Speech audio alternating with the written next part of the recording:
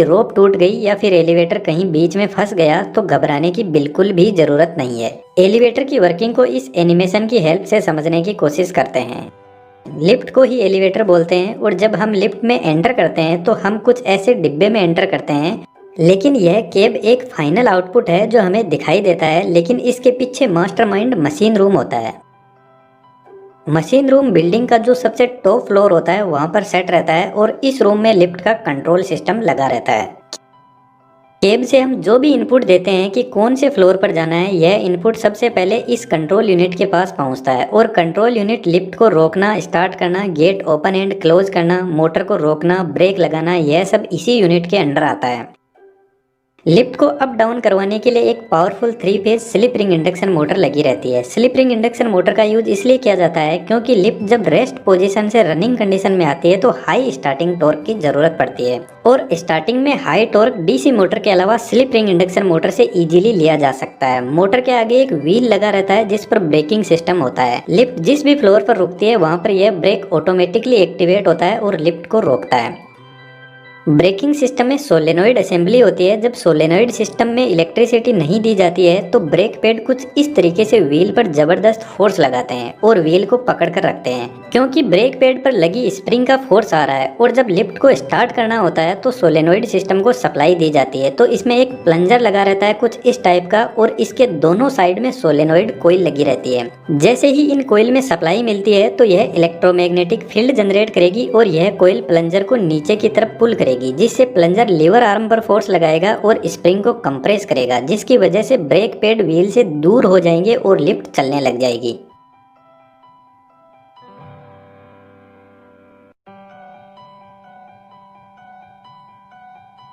इस breaking mechanism के आगे वोम गियर का सेटअप लगा रहता है। वोम गियर हाई टॉर्क जनरेट करने के लिए काम में लिया जाता है। यहाँ पर जो नीचे की तरफ गियर लगा है जो मोटर की शाफ्ट से डायरेक्ट कनेक्टेड है उसको वोम बोलते हैं और इसके ऊपर राउंड गियर लगा रहता है। इस गियर की कुछ खास बात है। एक तो यह वोम और राउंड गियर दोनों का रोटेशनल एक्सिस एक दूसरे के परपेंडिकुलर है। दूसरी सबसे इम्पोर्टेंट बात, सिर्फ वोम गियर ही राउंड गियर को रोटेट करवा सकता है, लेकिन राउंड गियर वापस वोम को रोटेट नहीं करवा सकता। इसका फायदा यह होता है कि यदि मोटर और ब्रेक फेल भी हो गए तो ऐसा नहीं है कि लिफ्ट फ्रीली हाई स्पीड में नीचे की तरफ जाएगी। इस राउंड गियर की शाफ्ट से लिफ्ट का सबसे इम्पोर्टेंट पार्ट जुड़ा रहता है जिसको सीव बोलते हैं। इसी पर लिफ्ट के रोप लगे रहते हैं और एक लिफ्ट के लिए मल्टीपल रोप को काम में लिया जा सकता है। यह रोप स्टील के बने होते हैं और इनकी कैपेसिटी कार के मैक्सिमम लोड से 125% ज्यादा होती है। अब यहाँ पर जो रोप का सेटलमेंट है वह बड़ा ही इंटरेस्टिंग है। एलिवेटर में स्टील फ्रेमवर्क को यूज में लिया जाता है जो कुछ इस टाइप का होता है। इस स्ट्रक्चर में यहाँ पर जितनी भी रोप है उनको परमानेंटली सेट कर दिया जाता है। उसके बाद में यहाँ से रोप जाती है काउंटर वेट के पास में। काउंटर वेट के ऊपर एक पुली लगी रहती है जो फ्रीली रोटेट करती है। इसको किसी भी मोटर से डायरेक्ट पावर नहीं मिलती है। अब इस काउंटर वेट का क्या फंक्शन है इसको थोड़ा सा आगे समझते हैं। काउंटर वेट से आगे रोप जाती है वापस ऊपर की तरफ सीव के पास में और इस पुली को आपको पता है मोटर से पावर मिलती है और यहाँ से रोप वापस नीचे की तरफ केब के पास में जाती है और केब के ऊपर भी 2 पुली लगी रहती है जो फ्रीली रोटेट करती है और केब से होते हुए रोप को वापस ऊपर की तरफ जो लिफ्ट का स्ट्रक्चर है उससे टाइट कर दिया जाता है। अब ओवरऑल इस रोप का स्ट्रक्चर ऐसा होता है, जब केब यानी लिफ्ट नीचे जाती है तो काउंटर वेट ऊपर की तरफ जाता है और काउंटर वेट नीचे जाता है तो केब ऊपर की तरफ जाती है।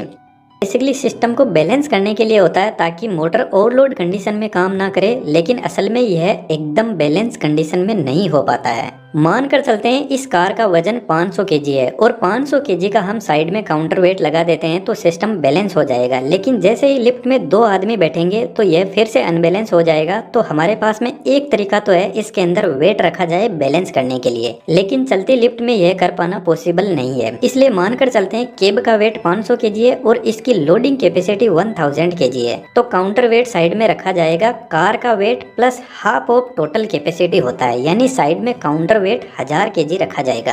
अब यदि लिफ्ट खाली है तो काउंटर वेट 500 केजी ज्यादा है और लिफ्ट फुल होगी तो 500 केजी कम हो जाएगा। इसका मतलब है लिफ्ट हमेशा अनबैलेंस ही रहती है। फिर भी काउंटर वेट को लगाया जाता है क्योंकि लिफ्ट ना ही तो हमेशा खाली रहती है और ना ही हमेशा फुल रहती है। तो मैक्सिमम टाइम लिफ्ट बैलेंस रह सके और मोटर को अननेसेसरी लोडिंग से बचाया जा सके, इसलिए काउंटर वेट लगाया जाता है। अब केब फ्रीली अप डाउन नहीं करती है। कार के साइड में गाइड रेल लगी रहती है टी शेप की, और कार के ऊपर 3 व्हील लगे रहते हैं जो इस गाइड रेल पर कुछ इस तरीके से चलते हैं, और यह व्हील कार के दोनों साइड में होते हैं। सेम ऐसे व्हील काउंटर वेट के लिए भी लगे रहते हैं, गाइड करने के लिए।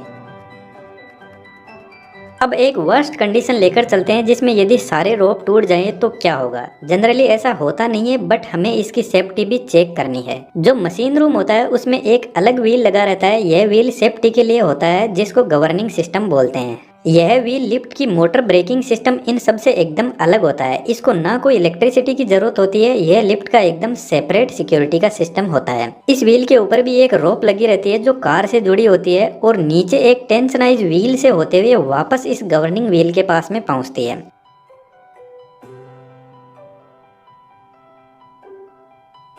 जब लिफ्ट अप डाउन होती है तो यह गवर्निंग व्हील भी रोटेट करता है। यह व्हील लिफ्ट की स्पीड को चेक करता रहता है, और इसमें लिफ्ट की स्पीड को सेट किया जाता है। मानकर चलते हैं लिफ्ट की स्पीड 3 मीटर पर सेकंड है। अब यदि केब की स्पीड 3 मीटर पर सेकंड से 15% कम या ज्यादा हो गई तो यह सिस्टम एक्टिवेट हो जाता है। अब देखना इंटरेस्टिंग होगा कि यह सिस्टम एक्टिवेट कैसे होता है। जैसे ही मेन रोप टूटती है तो केब स्पीड में नीचे जाना शुरू करेगी, और इस व्हील के अंदर पिन होती है जो नॉर्मल कंडीशन में व्हील से अलग रहती है। और जैसे ही व्हील स्पीड में रोटेट करेगा तो यह पिन कुछ इस तरीके से व्हील को रोक देगी, और व्हील के रुकते ही रोप भी रुक जाएगी। और रोप के रुकते ही कार के नीचे एक लीवर लगा रहता है जो रोप से जुड़ा होता है। जब रोप रुकेगी तो लीवर अपने आप ही ऊपर की तरफ पुल होगा, और लीवर के साथ में कुछ ऐसा मैकेनिज्म तैयार किया जाता है कि गाइड रेल के दोनों तरफ वेजेस लगी रहती है। वह गाइड रेल को टच करेगी और उस पर फिसलने लग जाएगी, और लीवर जैसे जैसे टाइट होता जाएगा तो वेजेस गाइड रेल को जबरदस्त तरीके से पकड़ लेगी, और जैसे हमारी गाड़ी के ब्रेक लगता है वैसे यहाँ पर भी ब्रेक लग जाएगा।